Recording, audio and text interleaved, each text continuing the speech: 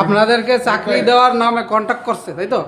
যে তোমাদের পরীক্ষা টরীক্ষা দেওয়া লাগবে না, সরাসরি যায় যোগদান করবা, এই তো? ওরা সব কিছু রেডি করে ফেলবে।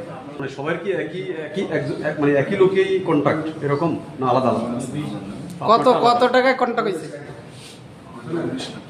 কত? এক একজন না? 19 লাখ টাকা আপনারটা?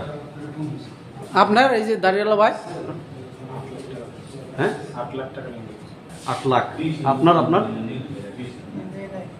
টাকা পয়সা দেন নাই? আচ্ছা, আপনি? 7 এগুলো লাখ। কি চুক্তি হয়েছে না পেমেন্টও দিচ্ছেন?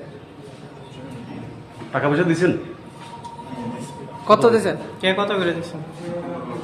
15 লাখ দিয়ে দিচ্ছেন। আপনি দিচ্ছেন? যারে দিচ্ছেন ওর নাম কি? ওনার নাম তো জানি না, তো আমার বাসার কাছে একজন পরিচিত আছেন, তার মারফতে দেওয়া।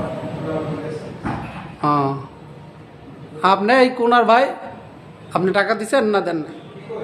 কি চুক্তি হয়েছিল যে জয়েন করার পরে দেবেন? সেই লোকের নাম কি? ওনার নাম হচ্ছে আরিফ। আরিফ? উনি কি মানে চাকরি করে এখানকার না বাইরের লোক? কোনো নেতারা তাই এরকম টাইপের কিছু? তাকে ভালো করে চিনি, চাকরি ক্ষেত্রে পরিচয় হয়েছে, তো ওর থেকে শুধু সেখান থেকে কাউকে না চিনে আপনি এতগুলো টাকা দিয়ে দিলেন? দেয় না এত টাকা, দেওয়ার মানে চুক্তি করলেন? দেবে আর কি, চাকরি হইলে দেবে। আর উনি 15 লাখ দিচ্ছে। আপনি কেন দিলেন 15 লাখ টাকা? চক্রান্ত শিকার। চাকরিটা তো অনেক ছোট চাকরি, একদম ছোট চাকরি, সর্বনিম্ন জুনিয়রের চাকরিতে আপনি 15 লাখ টাকা 19 লাখ টাকা চুক্তি কিভাবে করলেন? কোন ইয়েতে?